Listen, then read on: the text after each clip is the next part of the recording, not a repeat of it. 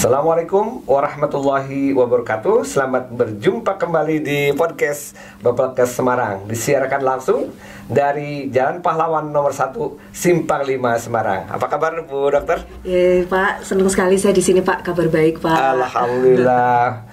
Bu Dokter adalah alumni Lasar CPNS di Bapelkes Semarang. Yes. Mungkin bisa memperkenalkan diri terlebih dahulu, silakan. Ya, makasih ya Pak Asep.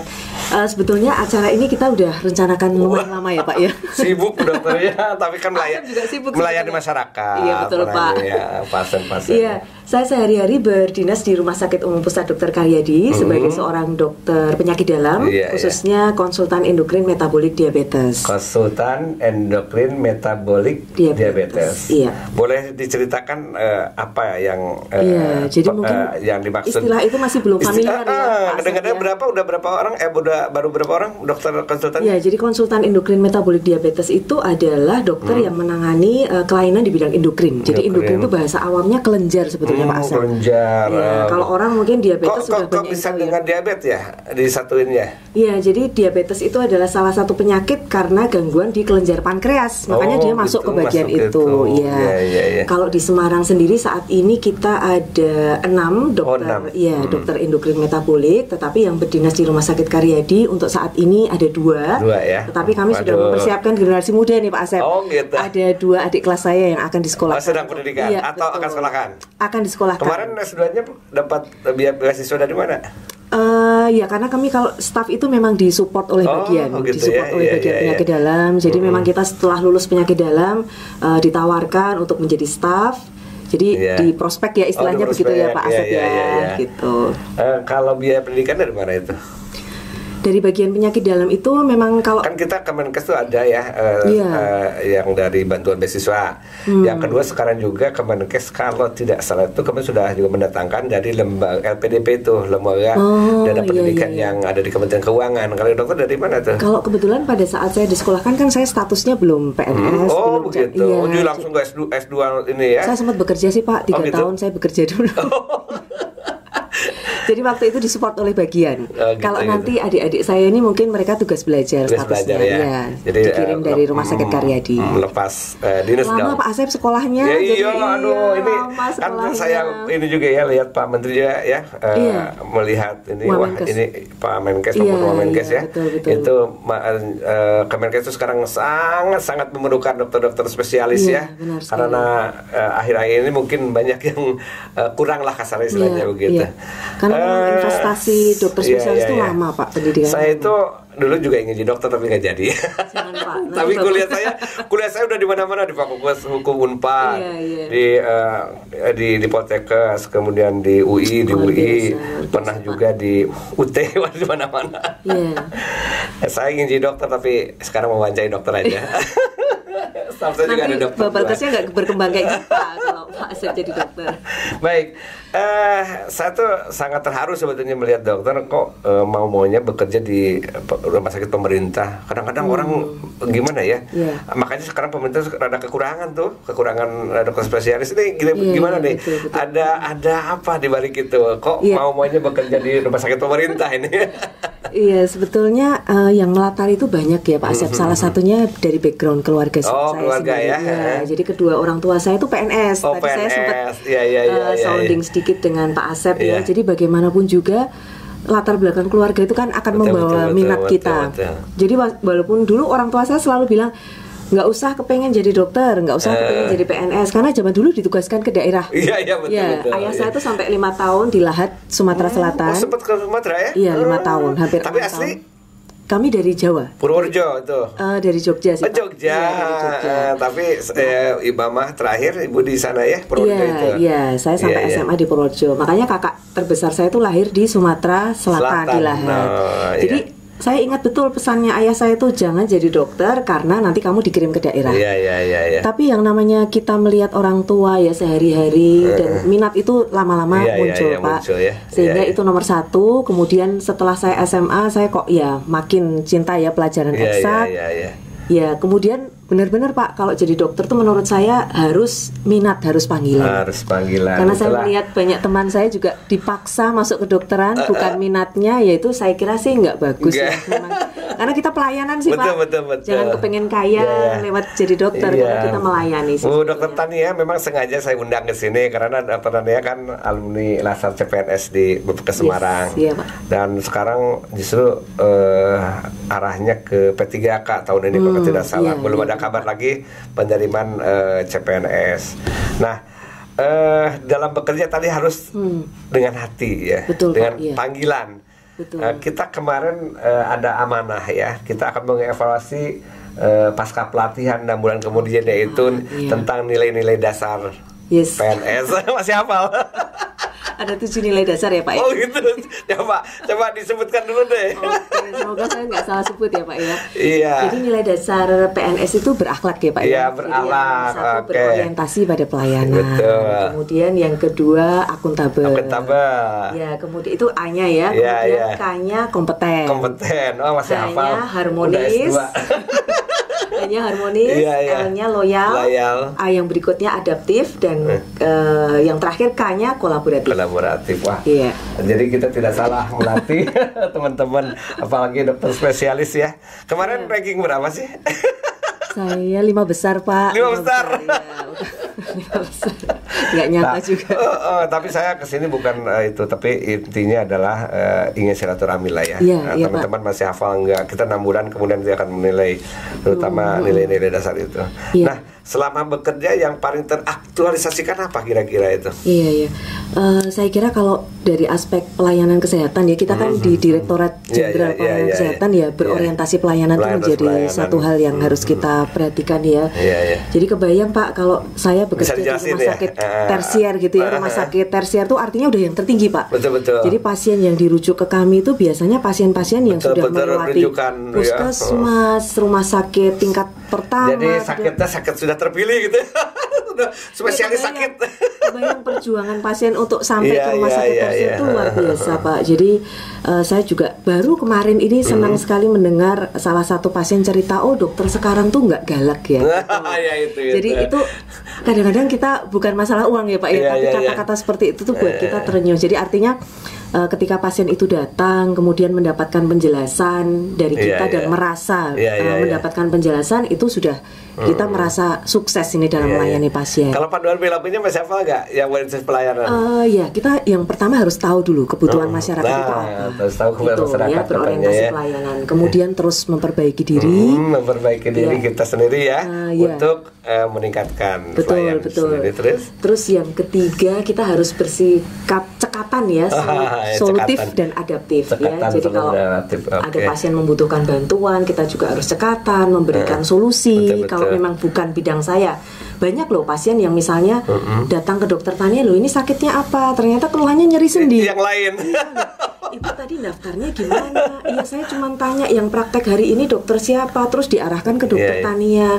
Jadi kita harus memberikan solusi, jangan wah itu bukan bidang saya, tapi saya biasanya akan mengarahkan Bu yang ahli rematik dokter ini jam sekian hari ini gitu Pak. Iya. Seperti itu sih Pak. Orientasi pelayanan. Betul Pak. Saya ingat sebuah cerita sehingga seorang keluarga dokter itu membangun rumah sakit karena dia merasa perbedaan pelayanan di rumah sakit Indonesia dan Malaysia katanya. Betul. Ternyata begitu datang ke Malaysia satu tim diperkenalkan. Jadi bukan tinggal 5M lagi, 3M lagi, 5M lagi. Kalau Agim itu apa? Ada layani dengan hati gitu kan ya. Kemudian senyum sapa salam. Itu ternyata S-nya lebih banyak lagi, bukan S-nya itu. Dan akhirnya dia cerita bagaimana pelayanan di Malaysia seperti itu. Akhirnya sembuh dan akhirnya dia mendirikan di Jakarta. Nah itu yang kadang-kadang yang hilang di kita itu tentang berorientasi pelayanan. Makanya nilai-nilai dasar berakhlak dengan berorientasi pelayanan itu bagus sekali ya. Kira-kira. Ada nggak dari berorientasi pelayanan ataupun yang lainnya dari berakhlak yang betul-betul seperti tadi ada pasien yang cerita bagaimana mengenal dokter Tania. Saya itu sering bukan dalam arti memarahin ya, tapi saya sering mengedukasi pasien. Kalau pasien saya tanya, Anda disuruh ke saya karena apa? Dan pasien tuh sering loh Pak, hanya mengatakan, ya saya nggak tahu, pokoknya saya disuruh dokter X ke dokter Tania. Itu saya nggak suka Pak. Gitu. Jadi sebagai seorang pasien itu harus ngerti kenapa saya dikirim ke dokter ini, dokter yang sebelumnya itu mencurigai diagnosis saya apa. Jadi saya selalu bilang, sekarang menjadi pasien itu tidak hanya dokternya yang harus cerdas, tapi pasien juga harus cerdas. Betul, sekarang misalnya Pak Asep, saya sarankan periksa ke dokter ini, kan pasti Pak Asep juga bertanya, kenapa saya harus ke dokter itu, dokter mencurigai apa. Jadi saya masih sering menemukan pasien-pasien kita tuh sifatnya lebih pasif. Pokoknya saya nurut aja obat yang dokter kasih tanpa dia ingin mengetahui sakitnya itu apa, programnya itu apa. Jadi ya saya kira ini satu momen yang untuk edukasi juga. Jadi seorang pasien tuh harus kritis. Dan dokter juga nggak boleh marah kalau ditanya macam-macam. Apalagi gitu, dokternya dokter milenial sekarang ya. Iya, itu hak pasien loh mengetahui. Betul. Saya sekarang juga sayangkan ya Pak, kalau misalnya dokternya nggak ramah pasti akan ditinggalkan oleh pasien kok. Iya, pasti pasiennya milihnya dokternya yang ramah, yang edukatif. Ada kisah lagi dulu katanya daerah Ciamis itu kan ada non muslim ya dokternya itu. Jadi begitu suntik Bismillah. Oh, pasien jadi banyak katanya. Jadi hanya kata-kata itu aja gitu bagi yang muslim begitu ya. Nah, ada lagi cerita-cerita yang bagus sekali ya. Saya juga pernah ke Thailand tuh waktu itu ada diminta untuk ke Thailand. Jadi memang pelayanan itu mulai dari terdepan. Ya, makanya saya di sini juga dibawa ke sini mulai dari security, kemudian cleaning service, kemudian teman-teman IT itu harus dimanusiakan dan harus tahu apa kerjanya begitu. Nah, waktu saya di Thailand tuh dokter itu nggak nanya-nanya lagi. Ternyata dulu itu pakai intranet namanya ya dulu. Jadi begitu datang ditanya sakit apa, sudah nyambung datanya ini. Apakah di sana udah belum? Di Karyadi mungkin bisa dikembangkan seperti itu. Kita memang sudah menggunakan rekam medis elektronik. Jadi misalnya pasien itu sudah pernah datang, saya bisa baca. Udah langsung ya? Berarti sudah ada kemajuan. Dulu tahun 2000 berapa 10-an saya ke Thailand. Sudah ada sekarang di rumah sakit kami. Kemajuan memang teman-teman dokter Tania juga ada yang ngambil bagian sistem informasi rancangan aktualisasi ya. Terkait tentang dengan ERM. Sudah Pak, kami sudah. Jadi bagus sekarang ya. Jadi nggak susah-susah kan? Sama sekali kita nggak pakai kertas, paperless. Betul. Nggak susah-susah, dokter tinggal nanya sakit apa, udah ditanya gitu. Jadi kadang-kadang saya nanya dulu ke dokter ini kenapa, pasiennya kaget. Kok dokter tahu saya dulu? Ya, karena udah ada rekamannya. Baik. Iya Pak. Nah, saya balik lagi playback ke belakang ya. Selama pelatihan di Semarang, Bapak ke Semarang gimana nih? Karena kita punya 2 kampus memang ada kampus di Semarang dan di Magelang Kita jangan lihat gedung sebagainya, tapi pelayanannya gimana lah kira-kira. Ini bukan karena saya di depannya Pak Asep. Tapi betul-betul selama ini juga kalau mendengar dari teman-teman sebelum saya ikut Latsar wah pokoknya Latsar tuh menyenangkan, tapi memang itu yang saya alami Pak. Betul. Sebentar sekarang ya, dulu lama. Terutama Pak, rasa persaudaraannya. Kemudian yang satu lagi yang saya sangat terkesan itu pembicara yang dipilih tuh kita bisa melihat mereka itu nggak omong doang, tapi mereka betul-betul pelaksana. Jadi memang yang sehari-harinya itu sudah terinspirasi sekali sebagai seorang CPNS yang cinta akan pekerjaannya PNS. Sebetulnya dengan Undip terutama itu kita sudah kerjasama sudah lama itu primary healthcare itu. Jadi waktu saya datang ke Lumajang, lupa dokter siapa itu, udah mau pensiun sekarang tuh masih ingat Bapak ke Semarang Salaman terutama karena mereka praktek. Prakteknya lumayan 2 minggu atau berapa ya itu langsung ke masyarakat itu. Nah insya Allah besok mungkin dari Undip mau hadir. Mau kerjasama lagi untuk praktek lapangan di masyarakat itu, penerapan public health lah ya begitu. Oke. Baik. Nah sekarang rencana kita memang akan ada evaluasi pasca pelatihan. Jadi sejauh mana penanaman nilai-nilai dasar yang telah Dokter Tania terima, penerapannya gimana? Nah sekarang tadi kan baru berorientasi pelayanan. Kira-kira ya kalau beronsep pelayanan pastilah ya, karena rumah sakit langsung. Yang lainnya coba tentang misalnya apa tadi terkait dengan mungkin akuntabel ya Pak ya? Belum, saya nanya yang tadi dokter mau jadi di pemerintah loyal lah. Apa itu loyal yang teraktualisasi di rumah sakit itu gimana? Karena saya benar, waktu saya dulu ke Kaltara itu bagaimana di Kaltara saja sudah ada rumah sakit swasta. Dokter yang PNS sudah diiming-iming pindah kan begitu ya. Nah sekarang saya bertanya kepada dokter tuh, ya apalagi latar belakangnya ibu ya, PNS ya. Iya betul. Sebetulnya gimana sih loyal dikaitkan dengan pekerjaan sekarang dan situasi sekarang lah ya? Iya, kalau dari yang tentang apa ya Pak, tentang petunjuk perilaku loyal ya, aspek yang ketiga kan kita harus menjaga nama baik ASN, atasan kita. Sebetulnya untuk kami sendiri PNS di Rumah Sakit Karyadi ini, untuk yang generasi muda kita memang ada aturan monoloyalitas untuk saat ini Pak. Jadi kami yang generasi muda ini diwajibkan untuk hanya berpraktek di satu rumah sakit. Iya. Oh, ada hanya satu sekarang. Iya. Mantap. Orang lain dulu waktu dulu lah. Iya. Saya cek di daftar dokter Tania. Dokter rumah sakitnya dokter Tania. Oh sekarang satu.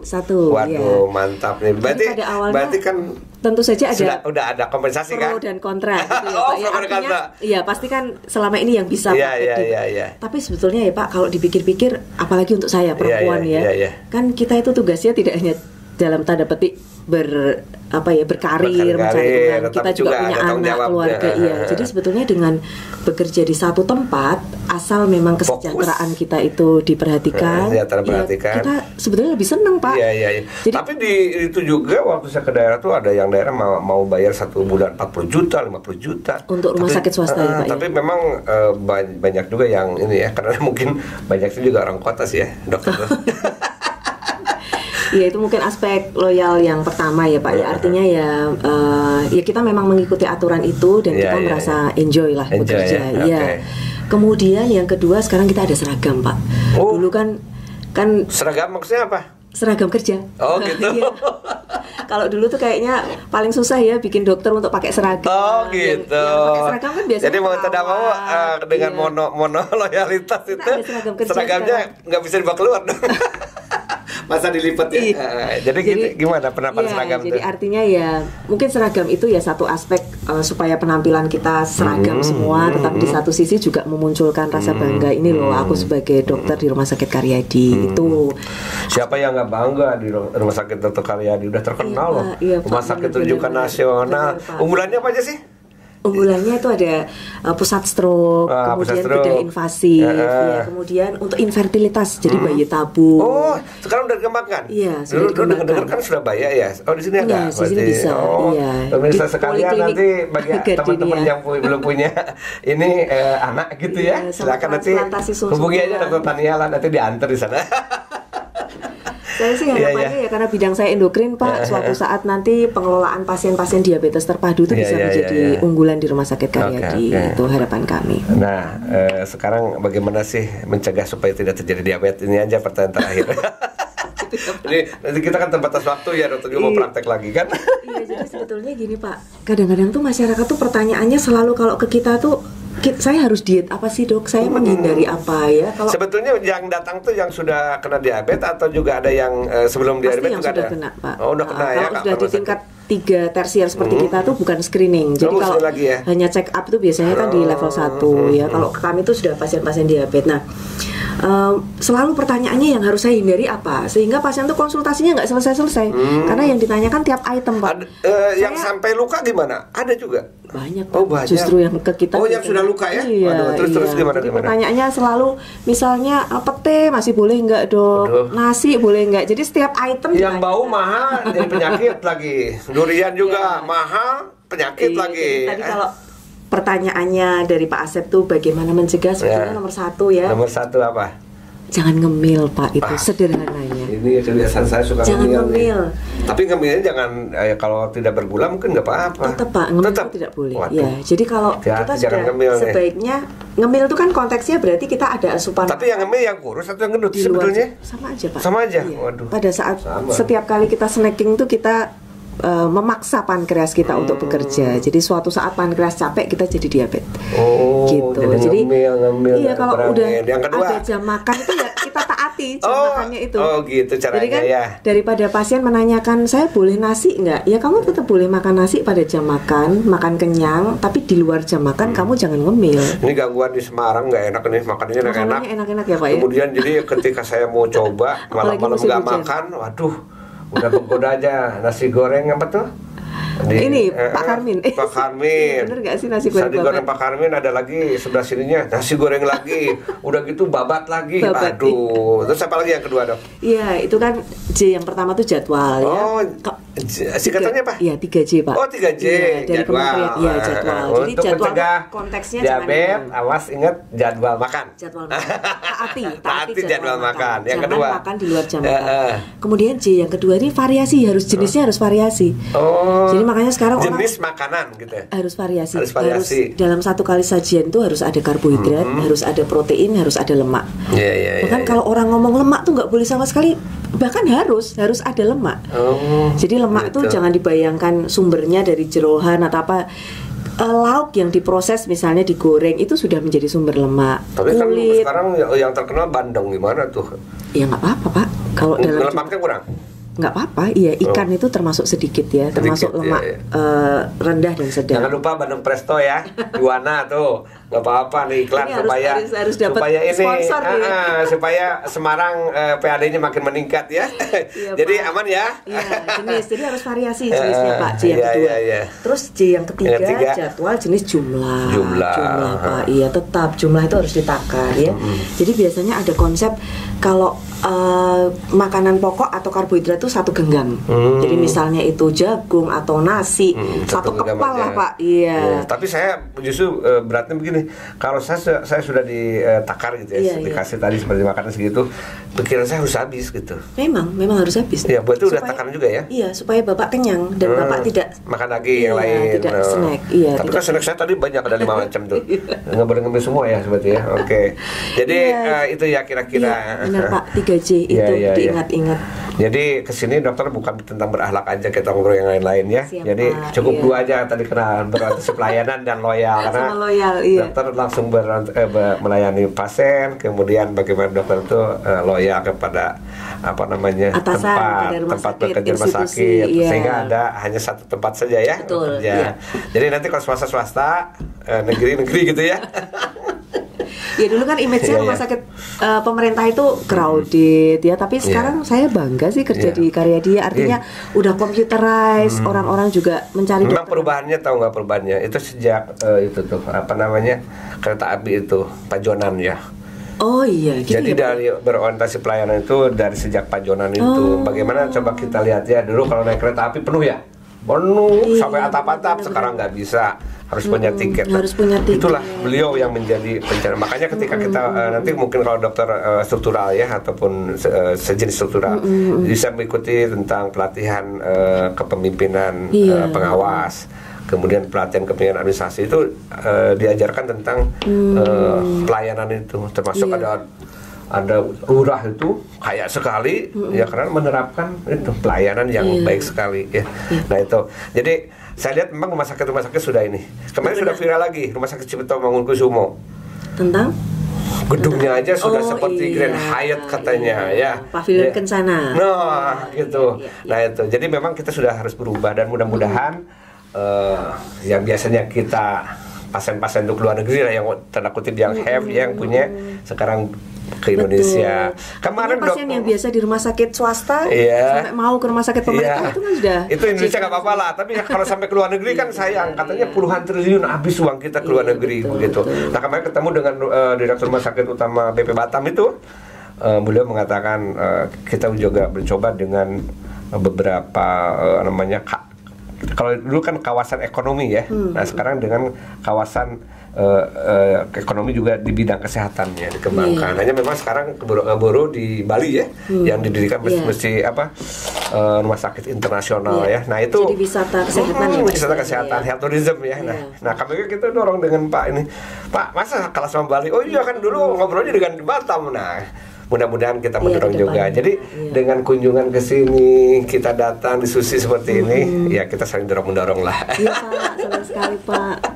Dokter Tania, salam dari teman-teman loh Pak. Oh gitu, nanti kita share ya video ini. Jangan lupa like and subscribe ya podcastnya, podcast Bapak ke Semarang. Dok, sebagai close statement lah. Pertama adalah tadi penerapan berakhlak. Yang kedua untuk generasi muda, karena pasti dokter juga nanti pasti nambah umur tua juga seperti saya.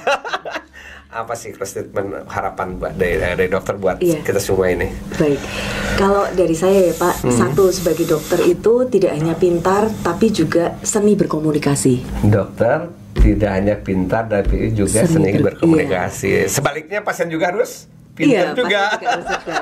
Karena saya melihat justru kenapa orang-orang yang kaya, orang-orang yang terpelajar itu banyak lari ke luar negeri. Sebetulnya ketika mereka balik tuh saya lihat obatnya sama aja.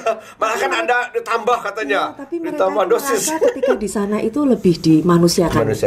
Dijelaskan oleh dokternya. Saya itu ya dok, setiap hari itu ada tim dokter yang datang menjelaskan. Nah mungkin selama ini aspek ini yang dokter-dokter Indonesia tuh kurang paham. Nah, yang tadi itu yang S-nya 12 katanya bukan 3S lagi, senyum sama salahnya. Terlalu banyak. Jadi ketemu pasien buru-buru langsung meresepkan. Sehingga meskipun treatmentnya sama, pasiennya merasa nggak dijelaskan apa-apa. Kita sekarang tuh nggak bisa menyamakan ya. Memang ada pasien yang sifatnya pasif, dijelaskan juga malah tetap nggak paham. Tapi ada proporsi pasien yang mereka tuh menuntut penjelasan gitu. Jadi saya kira sekarang kita sebagai dokter tuh harus mulai mengubah pola pikir. Kita tuh posisinya dengan pasien tuh kalau kalau posisi edukasi itu setara, bukan lagi pasien tuh sebagai pihak yang tidak tahu apa-apa, sebagai pihak yang nurut. Mereka juga punya argumen. Karena sekarang informasi itu banyak. Dokternya sampai dokter Tania saya sampai ingat waduh, dulu siapa sih dokternya gitu. Mereka bisa baca dari internet kan Pak. Sekarang dokter Mr. Google itu googling, jadi mereka akan konfirmasi. Kemarin saya kok dikasih obat ini. Jadi kita aspek edukasi itu sangat selanjutnya penting. apa dok terakhir? Yaitu tadi kalau ingin menjadi dokter harus dari panggilannya. Dari panggilan jiwa. Apapun saya kira tidak hanya dokter ya, semua pekerjaan itu kalau dikerjakan dengan rasa senang pasti akan menghasilkan hasil yang sangat baik. Saya kira itu Pak. Baik, terima kasih Bu Dokter atas kehadirannya. Mudah-mudahan menjadi inspirasi buat kita semua.